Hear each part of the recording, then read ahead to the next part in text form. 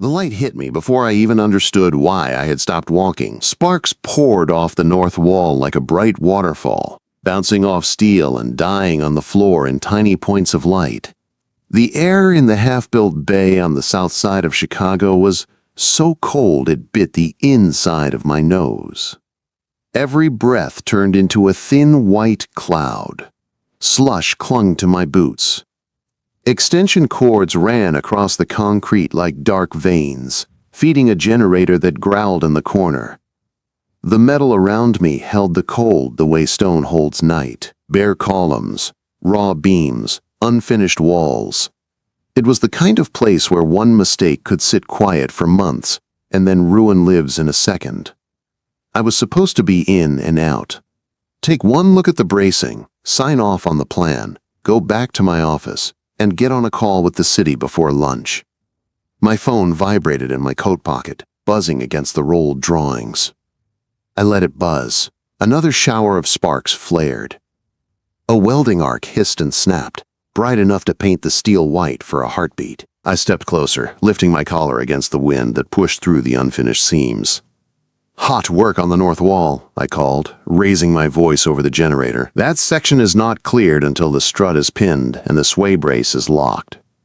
The arc cut off at once. The bay dropped back into gray, leaving a bright afterimage in my eyes. The figure on the scissor lift straightened, shoulders broad under a dark work jacket.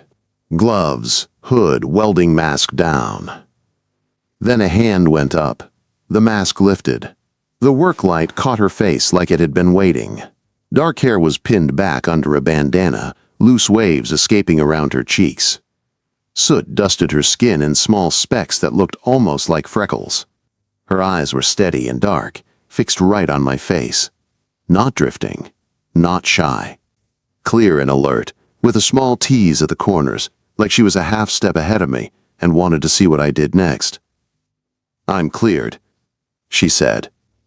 Her voice was low and a little rough from cold air and long days, but polite. No fake charm, no edge she did not earn. "The brace is in. Gusset plate is tack set. Pins are seated. If you want to stop this weld, you can come up here and look at the pins yourself." Her gloved knuckles tapped the rail beside her, one sharp tap. Then she just waited, eyes still on me. A challenge, but not for pride. A challenge for the sake of the steel. I climbed the lift ladder halfway and leaned in. A temporary brace ran to a cleat I had missed on the print. Tack welds were clean. Bracing pins were seated. Safety clips were in place and bent over like they were supposed to be. She had built the whole setup the way I wanted it done. Tight, honest, ready to take a load. My phone buzzed again. I swiped it silent without looking. "Grayson Hale," I said. "Structural engineer on the Rivera Steel retrofit." She didn't flinch. "Amaya Rivera," she replied. "Welder, Rivera." The name hit me twice. Once from the project sign outside. Once from the invoices on my desk. Rivera Steel, the family shop that somehow beat bigger firms for this job and kept holding on while Winter and the city tried to push them out. I lifted the drawings between us. "The city wants a dynamic load test on the new transfer beam. If that beam twists under load, they shut this bay down until spring." Amaya tipped her head a little. Her gaze never left my eyes. "Then the beam won't twist," she said. "No brag, no speech. Just a line placed as clean as a weld bead." Footsteps sounded behind me, heavy and familiar in the way job site boots always are. A cough rolled up from a chest that had taken in too much dust and too much cold. Kowalski stepped out of the shadows, foreman's vest over a thick sweater, mustache frosted with the weather. He looked like a man who trusted steel more than people and had the scars to back it up. "She's the best hand in the shop," he said, nodding toward Amaya. "And she's the boss's daughter, so keep your voice respectful." "Always," I said. He jerked his thumb toward the far end of the bay where plastic tarps hung like curtains. "Inspector's coming tomorrow. Vince Mercer. City man.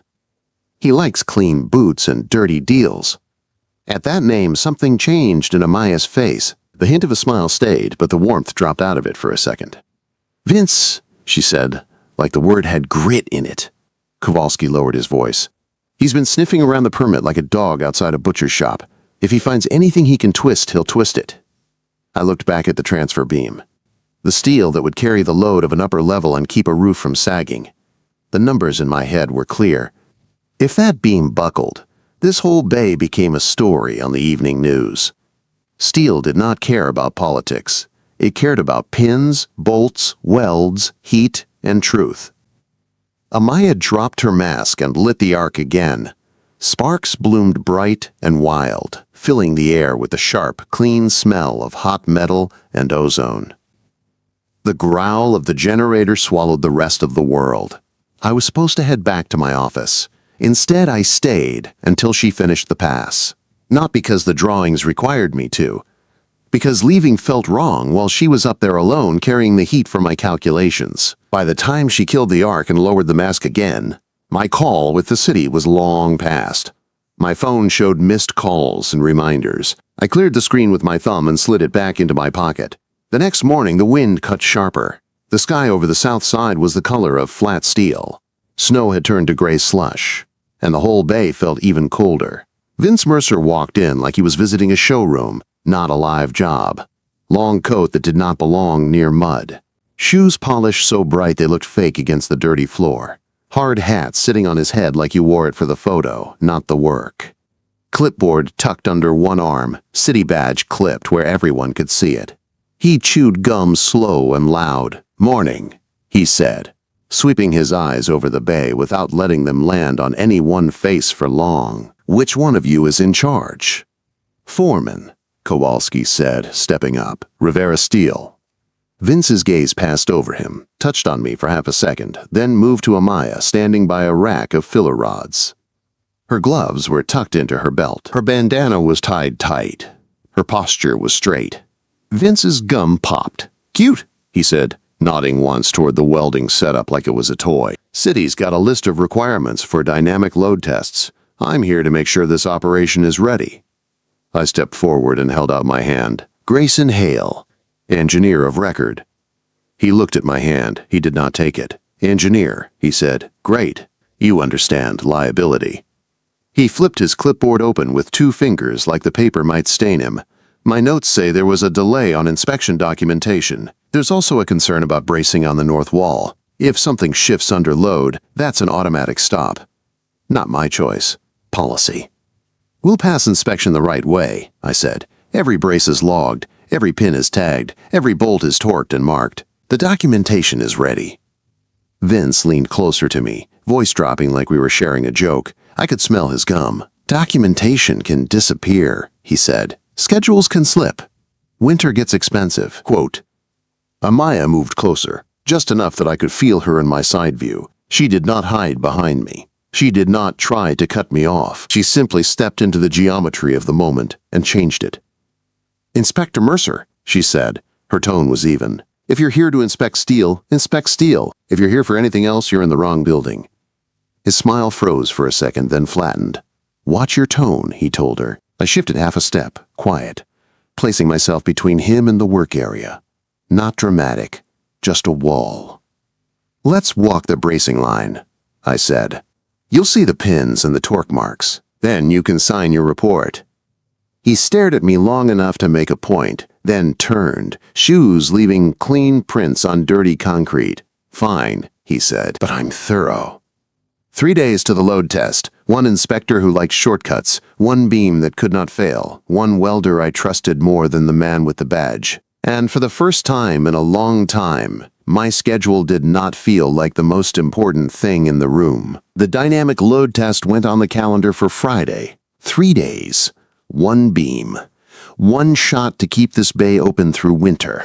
The next 2 days, Amaya and I moved through the steel like we had worked together for years. We did not talk a lot.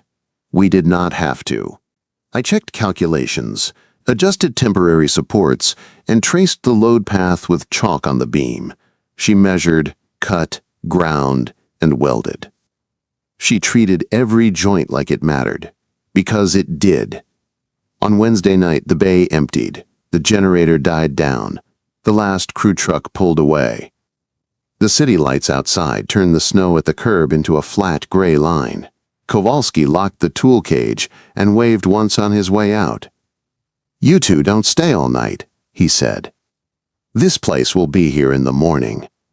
He left anyway. The heavy door closed. The sound bounced around the empty steel. Amaya stayed. So did I. My phone showed a meeting reminder at 8 o'clock and a call at 9 o'clock. There was also a text from my sister asking if I was still coming to dinner. She had made a reservation and sent me the time 3 times. I opened the messages and canceled in 3 lines. No story, just new times. Work first. Amaya was tightening a clamp when the light from my phone hit the steel. She glanced over. "Schedule trouble?" she asked. "Steel trouble," I said. That pulled a small smile from her. Quick, private, gone almost as fast as it came. She went back to the clamp. I went back to the beam. I ran my gloved hand along its web, feeling the cold and the small imperfections under the paint. "If anything is going to fail," I said, mostly to myself, "it will fail under dynamic load." She straightened and wiped her hands on her jacket. "Then we catch it before it catches us." There was something about the way she said us. Not you, us. We fell into a rhythm that felt too natural for 2 people who had just met. I held plates while she tacked them. She gave my hand a short tap when my grip needed to shift a ½ inch. When I checked the angle on a brace, she read my face and made a small adjustment before I spoke. During a short break, she sat on an overturned bucket next to a small heater that hummed and pushed weak, warm air into the cold bay. The heater was losing, but it was trying. She flipped open a small metal lunch tin on her lap. "I brought something," she said. I expected a thermos of coffee. Instead, she unwrapped a square of dense bread from wax paper. The top was sprinkled with sugar crystals that caught the light. Warm cinnamon hit the air right away. "Pan dulce," she said. "My aunt's recipe. It is better warm. Winter does not care about ovens." She held it out like it was nothing, like she did this every day. "Thank you," I said, her chin lifted just a little. "Eat." Engineers forget that part. I took a bite. It was sweet and heavy, in a good way, real food after too many vending machines. The taste cut through the metallic air and settled my stomach. As I chewed, she leaned closer to adjust a clamp on the beam near my shoulder. Her hand brushed my collar and she paused. "You picked up grit," she said. She used the back of her knuckles to wipe a streak of dust from my coat collar. Small motion. Simple, but the feeling of her knuckles against my neck made my shoulders go still for a second. She noticed. Her hand paused. Her eyes flicked up to my face. "Okay?" she asked. It was a clear check, not a flirt, asking if the touch was fine. "Yes," I said. My voice came out steady, but I felt the word in my chest more than in my throat. Her mouth curved a little. That teasing warmth came back into her eyes. Then she dropped her hand and went back to work like she had not just warmed a concrete bay more than the heater did. On Thursday afternoon, the job changed. Not because the steel liked drama. Because someone gave it a reason. I was walking the bracing line with Kowalski, checking tags and the bright orange torque marks we had painted on each high-tension bolt. When a bolt is at the right torque, the stripe on the nut lines up with the stripe on the metal. If the bolt turns, the stripes break. Most of them were perfect. Names and numbers in a clean table. Then I saw one that was wrong. The stripe on the bolt and the stripe on the plate did not line up. There was a thin, jagged break in the paint, almost like a hairline crack. I crouched. My breath fogged in the beam of my flashlight. When I moved the light, my stomach dropped. The bolt head was gone. Not loose, gone. The washer was gone, too. In the hole, there was nothing but dark space where steel should have been. "Damn," I said under my breath. "What is it?" Kowalski asked, bending down beside me. "High-tension bolt missing," I said. "Grade A 490, washer gone, too." I shifted the light. Another bolt head was missing, then another. Each hole had a clean ring of metal where a washer had once pressed, a bright circle under the grime. This was not a mistake. This was intent. Someone with a wrench and knowledge had pulled them. A cold line ran up my spine. It was not fear.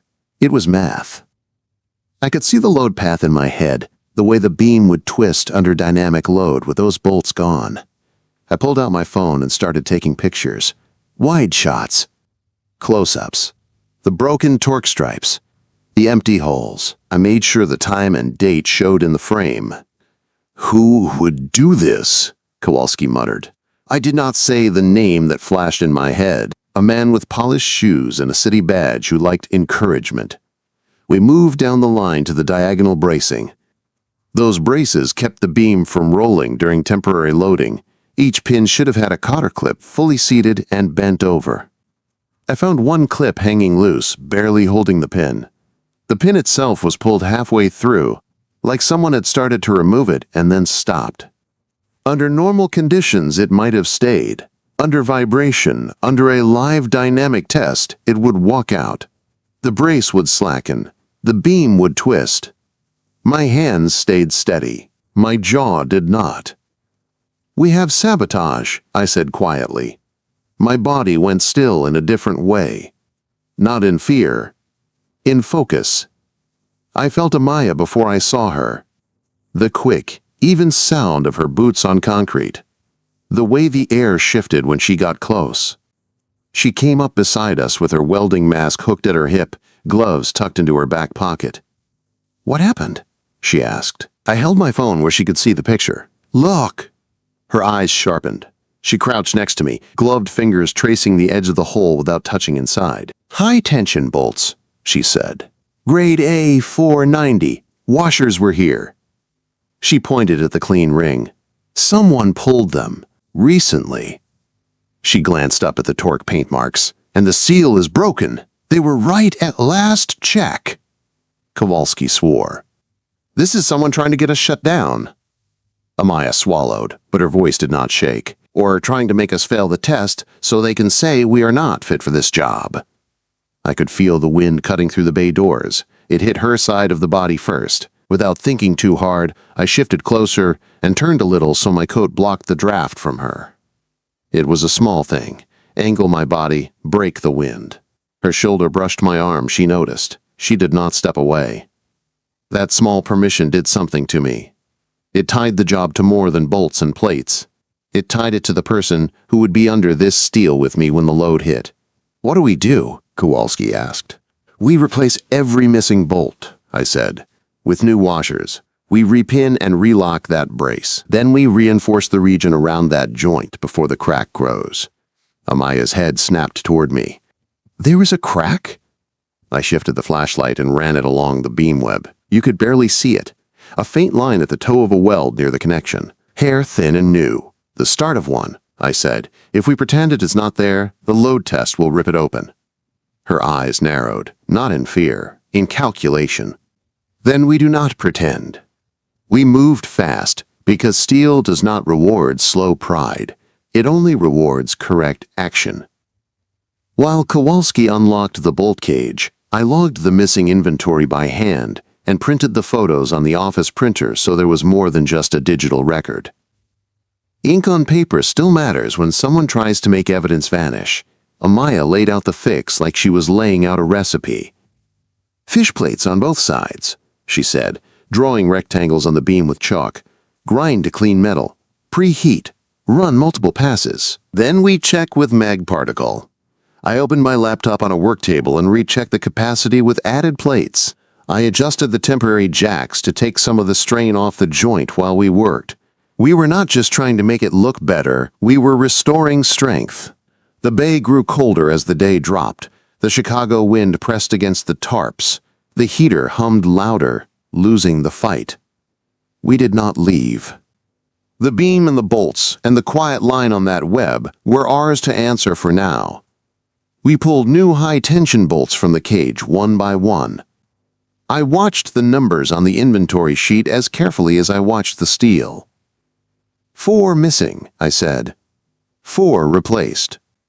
Washers, too. Got it, Kowalski answered, handing them over like they were worth more than their weight in steel. I slid the first bolt through the hole, feeling the snug fit of the shank against the plate.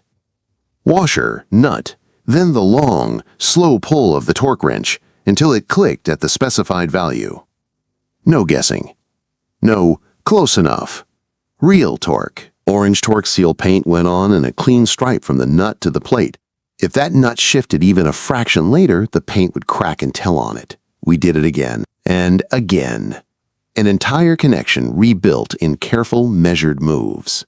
At the bracing pin, Amaya stood on the lift to get a straight line of sight. She pulled the pin all the way out, checked it, then shoved it back through until the hole on the far side lined up perfectly. "New cotter clip," she said. She slid the clip in and bent the legs over fully. No, almost. No, good enough. Then she added a loop of fresh safety wire and twisted it tight. Again, she said, checking the others. We checked every brace on that line, every pin, every clip, every stripe of torque seal. Anything that could move without permission got attention. The crack, though, sat there waiting. A thin line near the toe of a weld, where the web met the flange.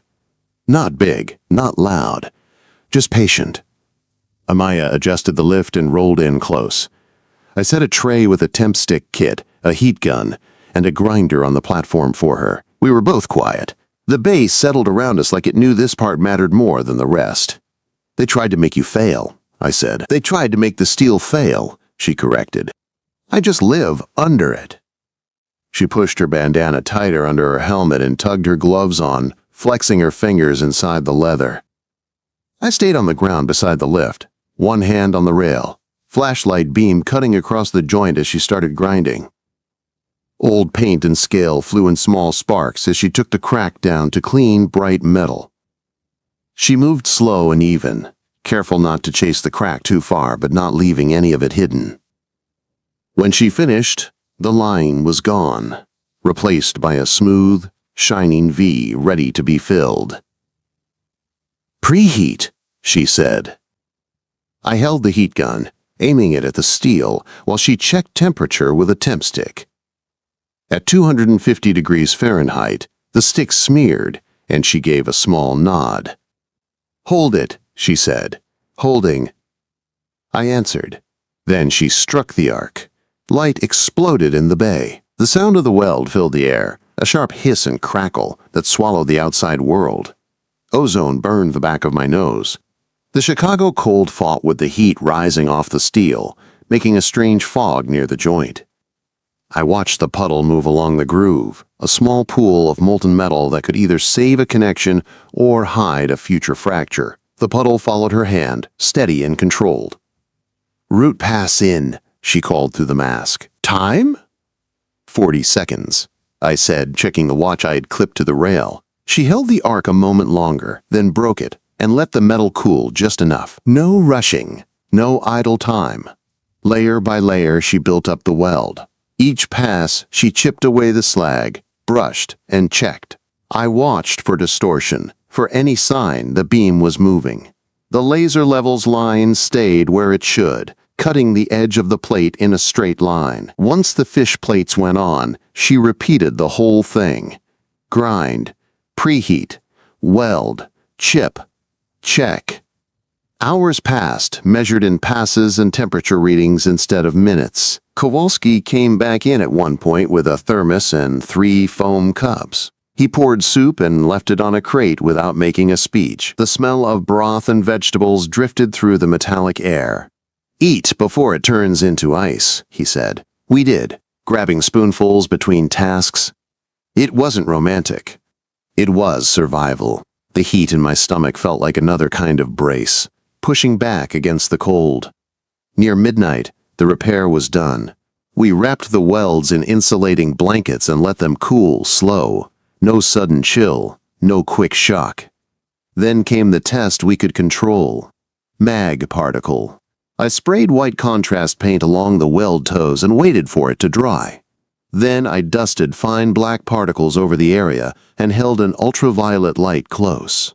If the crack was still there, the particles would gather in a dark line. The beam stayed clean, no lines formed, just scattered specks on a smooth field. Amaya let out a breath that sounded like she had been holding it all day. She rested her forearm on the lift rail, helmet still down for a second as if she needed the shade. I stared up at her and waited. After a moment, she lifted the mask. Her eyes were glossy from the light and the cold, not from tears. A streak of soot crossed her temple, just under her bandana. I raised my hand, slow, palm open, and stopped inches from her skin. She looked from my fingers to my face. Question in her eyes. Not fear, just a clear, silent, "What are you doing?" "May I?" I asked quietly. Her shoulders softened a fraction. She gave me the smallest nod. I brushed my thumb lightly along her temple, wiping the soot away. Her skin was warm under the grime.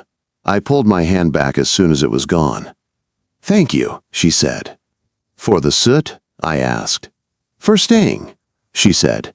"Steel doesn't get fixed alone," I answered. She smiled at that. It was not the quick, teasing curve from before. It was softer, deeper, edged with something like relief. "Neither do people," she said.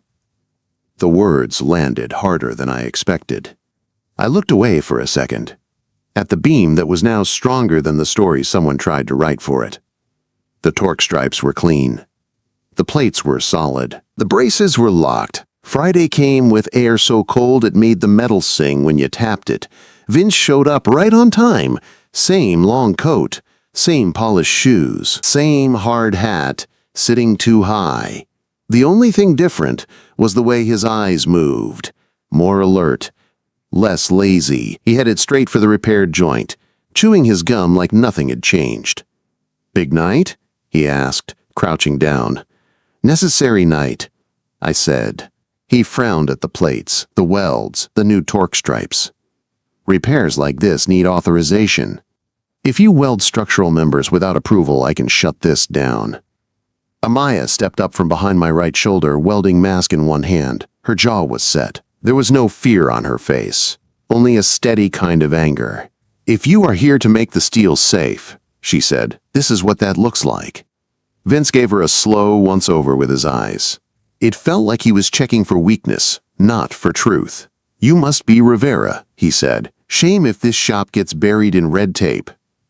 She did not give him a smile. "Shame if someone thinks red tape is stronger than steel," she answered. He stepped in closer to her, invading that small bubble of space people deserve. I moved without thinking, my body sliding between them until he was facing my chest instead of hers. "Inspector Mercer," I said calmly. "There's room to talk without crowding her." He bristled. "Don't tell me how to do my job." "I'm not," I replied. "I'm telling you how to respect this site." I felt Amaya's hand touch my arm, not clinging, not pulling. Just a light press at the back of my sleeve, a signal that she was there and that she wanted the barrier. Her fingers stayed there for a heartbeat, warm through the fabric. Vince's jaw worked. "Why the last-minute repairs?" he asked. I opened the folder I had prepared. Printed photos, inventory logs, torque charts. A detailed drawing with the joint circled. "Because someone removed high-tension bolts from a gusset plate in a blind recess," I said. "Because someone half-pulled a bracing pin.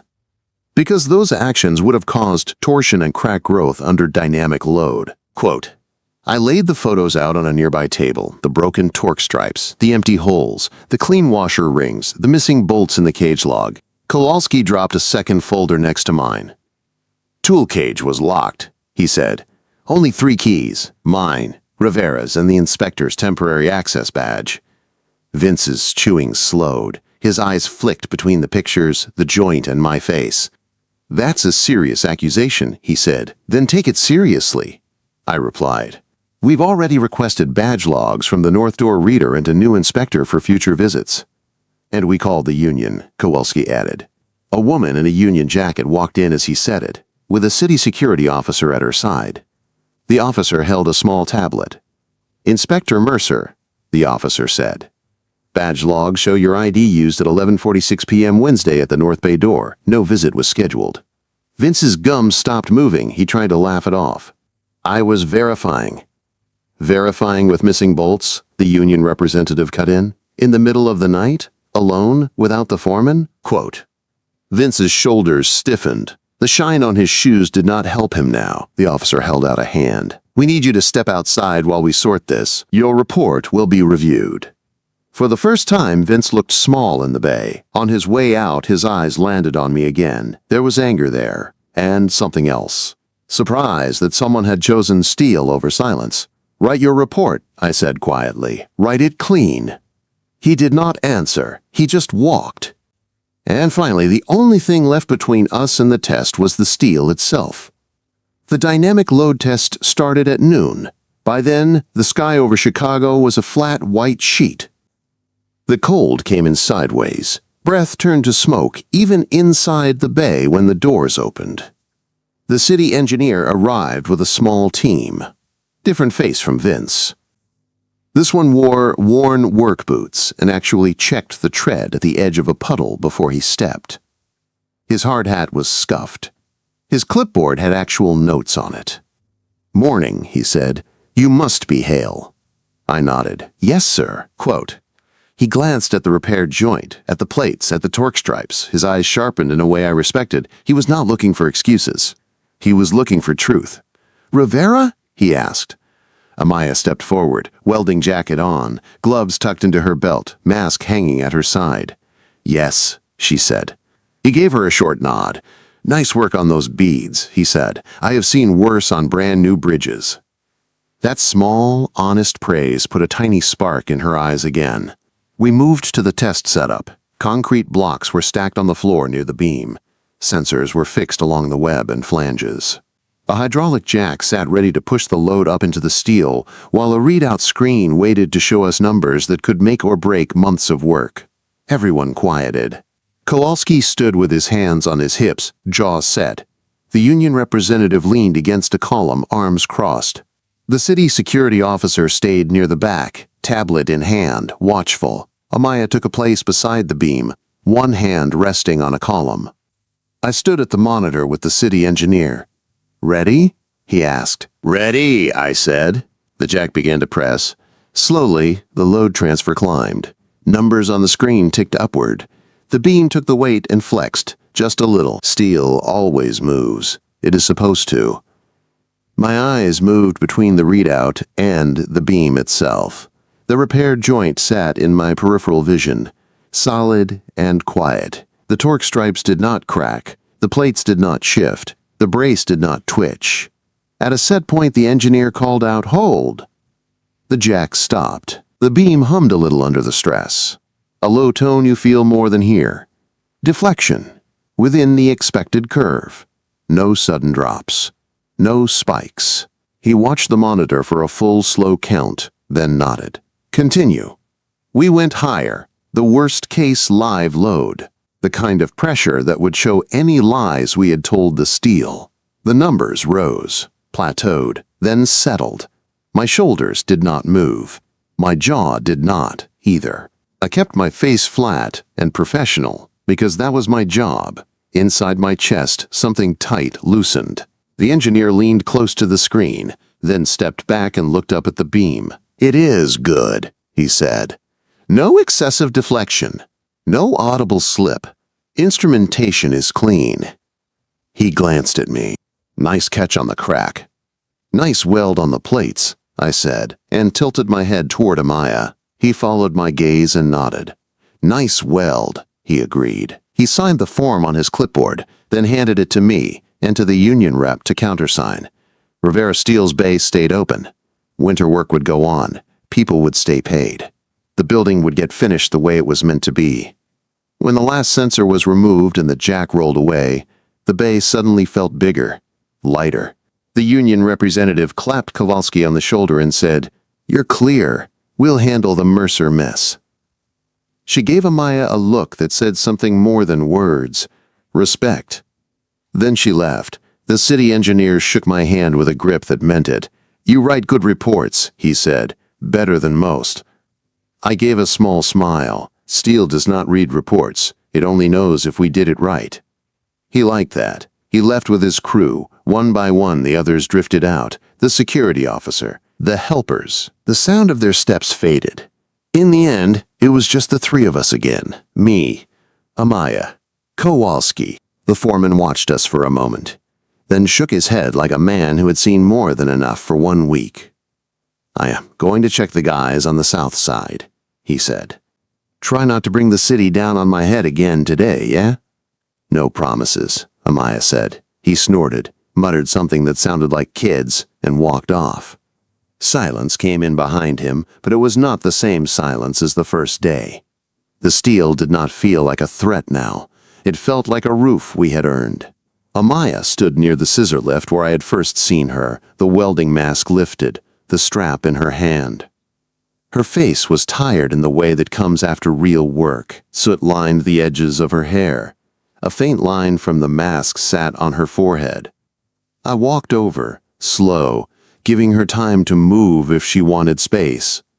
She did not move. I did not expect an angel behind the sparks, I said again, softer this time. Her mouth curved. We have been over this, she said. Angels do not grind steel. Quote, No, I said, they keep roofs from falling and call you out when you want to leave early. That made her laugh. The sound was small and warm, and it moved through me in a way the space heater never could. She stepped closer. A single step, but enough that I felt the heat of her under the jacket. Why did you really stay this week? She asked. You could have stamped the drawings, sent an email, and gone back downtown. I thought about answering with something smooth, something professional. I did not. Because somebody tried to make the steel fail on purpose, I said, and you were standing under it. Her eyes softened and sharpened at the same time. You do this for every project? She asked. No, I said honestly. Just the ones where someone fights as hard as the building does. Her hand came up, not fast, not shy. She hooked 2 fingers into the front of my coat and tugged, just enough to close the last inch between us. You still taste like cinnamon, she said. You still smell like ozone, I answered. Romantic, she said dryly. It is, to me, I said. She rose onto her toes and kissed me. There was no rush in it this time, no storm outside, no inspector looming. Just slow pressure, the kind that carries more heat than a welding arc. My hands settled at her waist, not gripping, not pulling, just holding her there, solid and safe. I waited for the tiny check I knew she would give. It came in the way she leaned in harder, in the way her hands left my coat and slid up to rest on my shoulders, fingers curling into the fabric. That was a yes.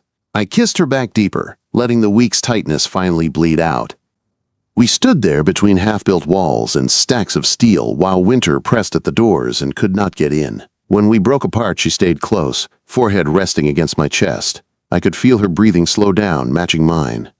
Grayson, she said. Yeah. You know this does not get easier from here, right? She asked. My dad still has invoices to fight. The city still has people like Vince. Work still fails us some days. I know, I said. You still want to be here? She asked. I looked up at the beam, at the plates, we added. At the bright orange torque stripes we both had painted. The way I see it, I said, we already put our names on the steel. Her hand tightened on my jacket. When she looked up at me, there was nothing halfway in her eyes. Then stay, she said simply. I nodded once. Okay. She smiled, small and fierce. Okay. Weeks later, the bay was no longer just a job site. It was a place I knew by sound and smell. The hiss of a grinder, the crackle of an arc, the knock of boots on steel stairs. Rivera Steel kept the contract. Vince disappeared into a quiet investigation. The union kept their promise. The city engineer checked in sometimes, usually with coffee and a non-official walkthrough. Work went on. So did we. Some nights, after the crew left and the generators wound down, I would find Amaya sitting on the beam we had reinforced, legs dangling, helmet off, watching the city lights through the open bay door. I would climb up beside her, sit close enough that our shoulders brushed, and she would lean into that contact like it was a brace she had chosen. We talked about load paths and family, about torque and rent, about how a shop like hers had to be twice as perfect to be called equal. We did not fix the world. We did not stop every bad inspector or dirty bid. But we kept this roof from falling. We kept this steel honest. We chose each other in the middle of all of that. And if there is anything I learned on that job, it is this. People will try to pull the bolts out of your life when you are not looking. They will half-slip pins and call it nothing. They will hope you crack under load so they can sell the story of your failure. So you check your bolts. You mark your stripes. You find the ones who tighten things with you instead of loosening them in the dark. You look for the person who stands between you and the cold because they want to, not because they are playing a part. The rest is noise.